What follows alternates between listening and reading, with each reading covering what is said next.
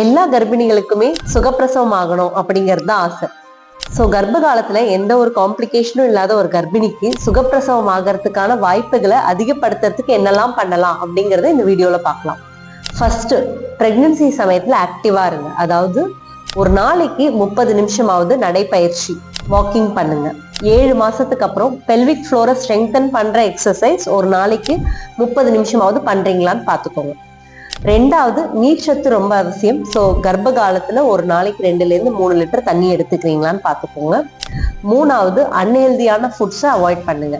அதாவது எண்ணெயில பொரிச்சது, junk foods, processed foods, sweets இதெல்லாம் அவாய்ட் பண்ணீங்கன்னா ஓவர் வெயிட், குழந்தைக்கு எடை கூடாமையும் பார்த்துக்கலாம். நாலாவது, ரொம்ப முக்கியமானது பார்த்தீங்கன்னா ப்ரீதிங் எக்ஸசைஸ், பிராணயாமான்னு சொல்லுவோம்.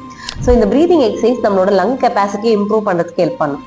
ஸோ ஒரு நாளைக்கு 20-30 நிமிஷம் இந்த ப்ரீதிங் எக்ஸசைஸ் பண்ணுங்க. இது டெலிவரி பெயினை டாலரேட் பண்ண ஹெல்ப் பண்ணும். அப்புறம் டெலிவரி சமயத்தில் புஷ் பண்ணும்போது நம்மளோட லங் கெப்பாசிட்டியை இம்ப்ரூவ் பண்ணுறதுக்கு ஹெல்ப் பண்ணும். ஸோ இந்த எல்லா டிப்ஸையும் நீங்கள் ஃபாலோ பண்ணீங்கன்னா நார்மல் டெலிவரி ஆகிறதுக்கான வாய்ப்புகள் அதிகமாகும். தேங்க்யூ.